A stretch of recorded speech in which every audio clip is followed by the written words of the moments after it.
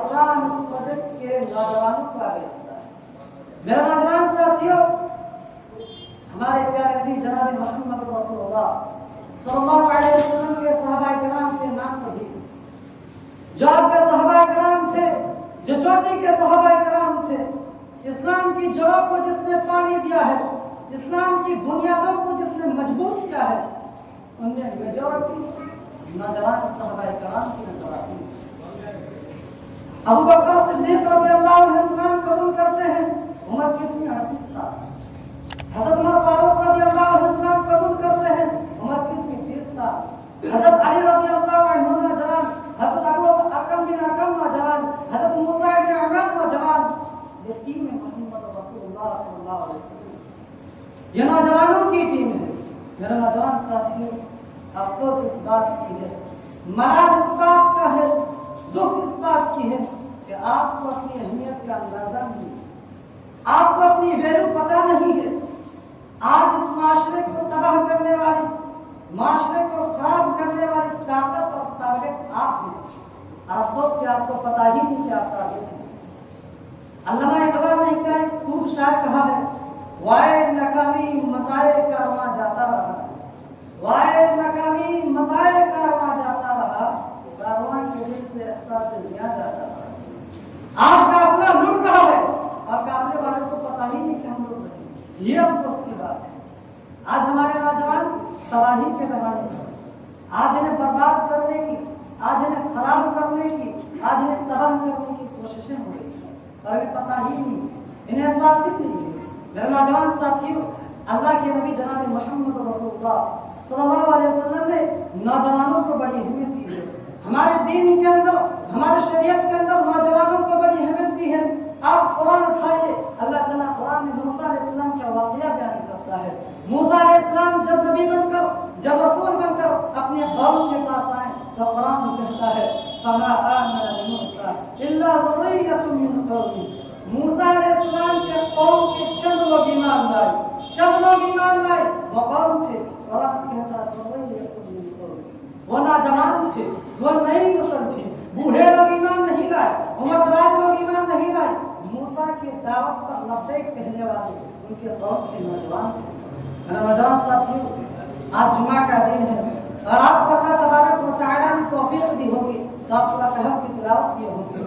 اللہ کے نبی جناب محمد رسول اللہ صلی اللہ علیہ وسلم کی حدیث ہے، جو جمعہ کے دن سورہ کہف کی تلاوت کرتا ہے اللہ تعالیٰ کے جمعہ کے دن نور عطا کرتا ہے، روشنی عطا کرتا ہے۔ میرے نوجوان ساتھیوں، اگر آپ سورہ کہف کی تلاوت کریں گے تو سورہ کہف کے اندر اللہ تعالیٰ نے ایک واقعہ بیان کیا ہے، ایک قصہ بیان کیا ہے۔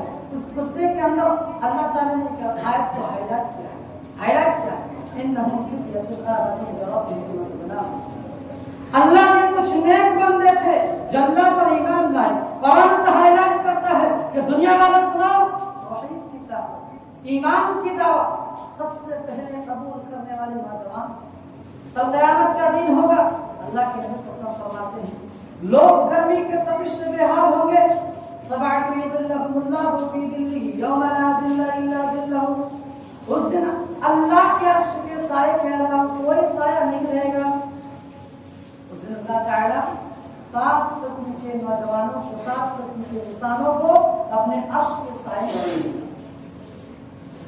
اس دن ایک وہ نوجوان ہوگا وشاب نشا فی عبادت اللہ، جو اپنی جوانی کو، جو اپنے اس مرحلے کو اللہ کی عبادت میں گزارا ہوگا، اللہ کی عبادت میں گزارا ہوگا۔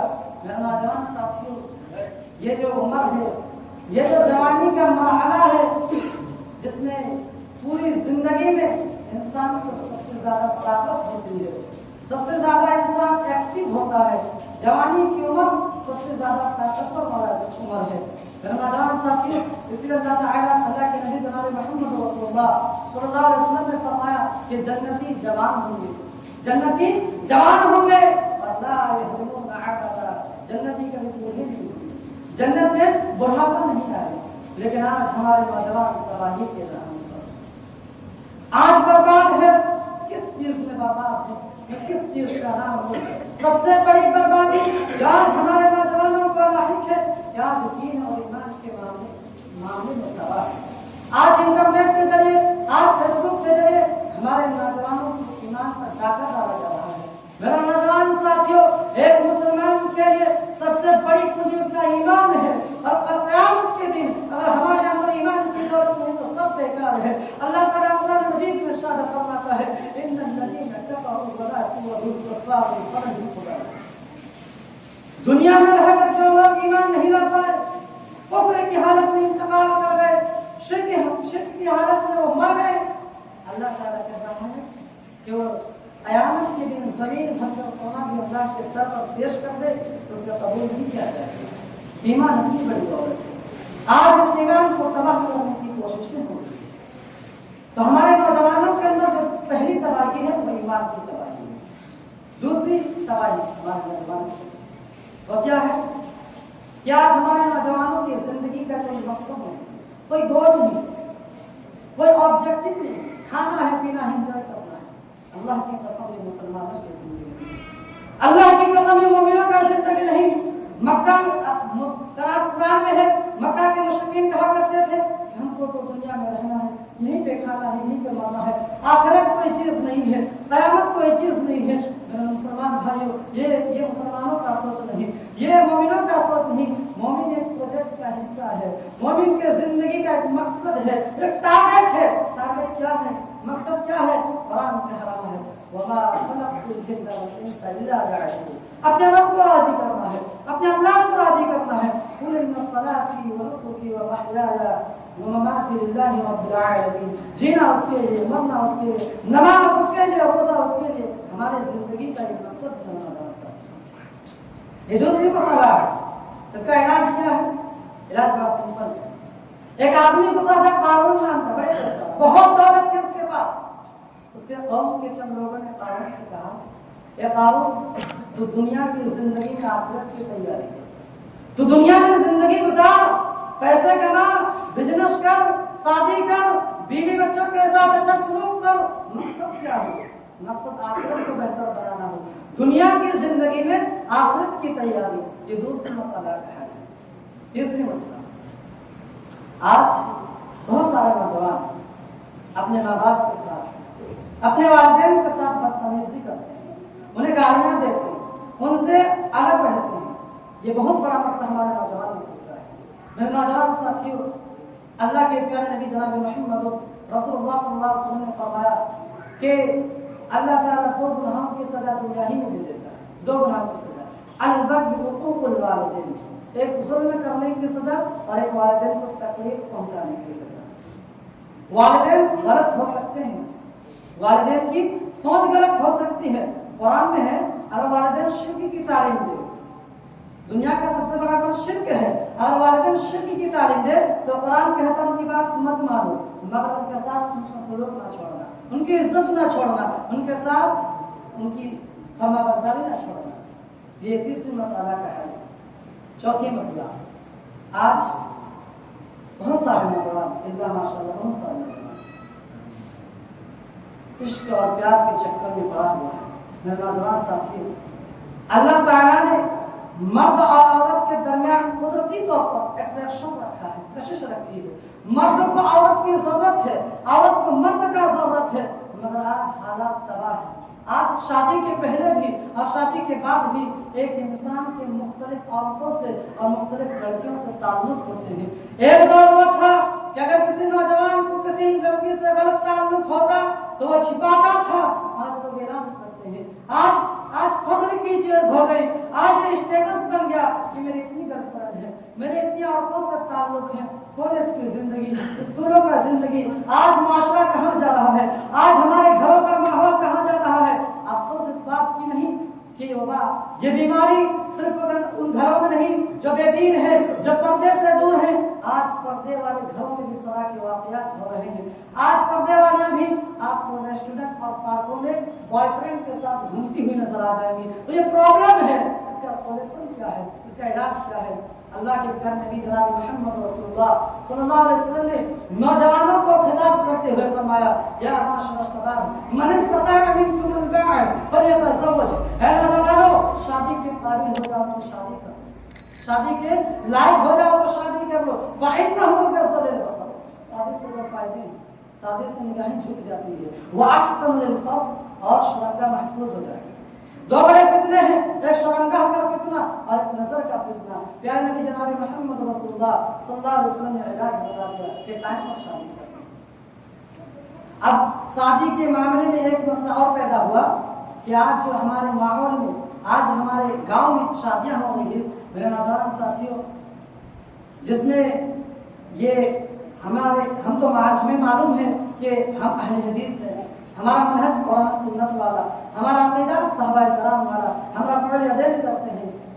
लेकिन आज हमारी जो शादियां हो रही है वो जहेज वाली, आज हमारी शादियां हो रही है भारी भरकम खर्च वाली नहीं। मेरे नौजवान साथियों, ये सहाबाए कराम का जिंदगी नहीं, ये ताबीईन का जिंदगी नहीं। मेरे नौजवान साथियों, शादी को आसान करो, शादी को आसान करो। और ये जिम्मेदारियां उन लोगों पर ज्यादा है जिनके पास दौलत है, जिनके पास दौलत दिखाने के बहुत तरीके हैं। मेरे नौजवान साथियों, शादी को आसान करो ताकि दुनिया में ये मैसेज जाए और लोग अपने लड़कियों की शादी टाइम पर करें, आसानी के साथ करें। ये चौथी मसला थी।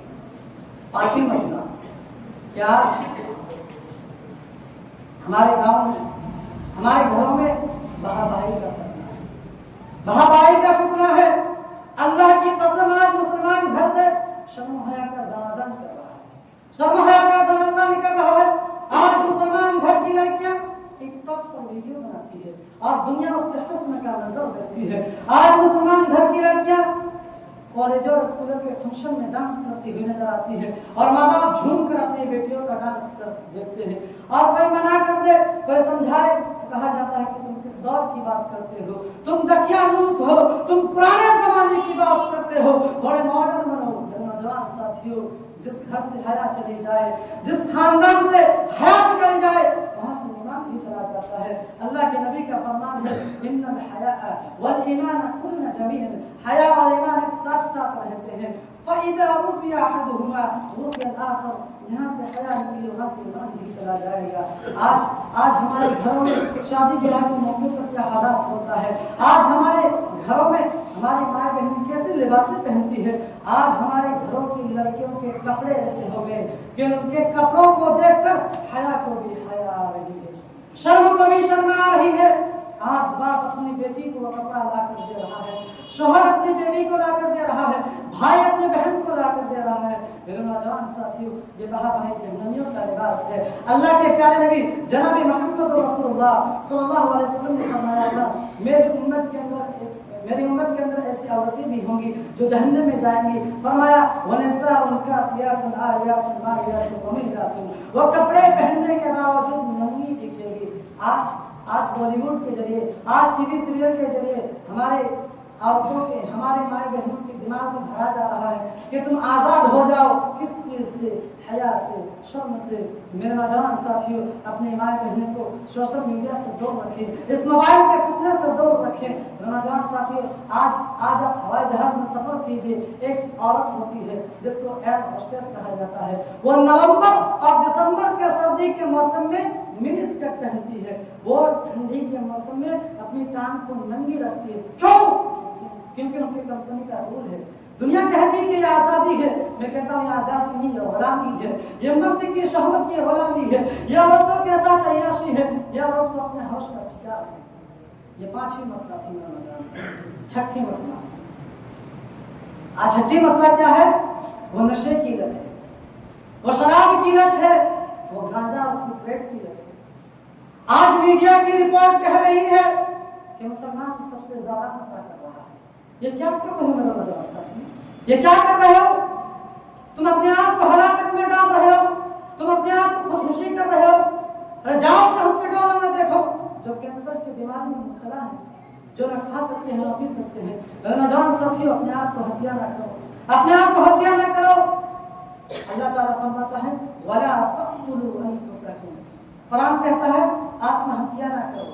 ये जिस्म अल्लाह की अमानत है, ये बदन अल्लाह की अमानत है, इसे खराब मत करो। शराब वो खबीस चीज है। अल्लाह के प्यारे नबी फरमाते हैं इन्नल खम्र अकबरुल कबाइर, शराब तमाम बड़े बड़े गुनाहों में सबसे बड़ा गुनाह है। वो उम्मुल फवाहिश, और तमाम बेहयाई कामों का जड़ है। शराब पीने वाला वो मर्द से भी जिना कर सकता है जिस माँ ने उसे अपने 9 महीने गोद में रखा, जिस माँ ने 2.5 साल से दूध पिलाया, जिस माँ ने ठंडी گرمی برسات اور جاڑے کے دن میں اسے حفاظت میں رکھا۔ نوجوان ساتھیوں، شراب پینے والا اپنی ماں سے زنا کر سکتا ہے، شراب پینے والا اپنی بہن کے ساتھ زنا کر سکتا ہے، شراب پینے والا اپنی خالہ کے ساتھ زنا کر سکتا ہے، شراب پینے والا اپنی پھوپھی کے ساتھ زنا کر سکتا ہے۔ تو ہمارے نوجوانوں کے اندر نشے کی بہت زیادہ لت ہے، نشے کو چھوڑنا نوجوان ساتھی۔ میں سے اپنے تقریر کو ختم کرنا چاہتا ہوں۔ آخر میں دعا ہے، اللہ تمام مسلمانوں کو، خصوصاً ہمارے نوجوانوں کو ہر چیز کی برائیوں سے محفوظ رکھے۔ اللہ تمام مسلمانوں کو دنیا میں جب تک زندہ رکھ، ایمان کی حالت میں زندہ رکھ، اور جب موت کو کھاتا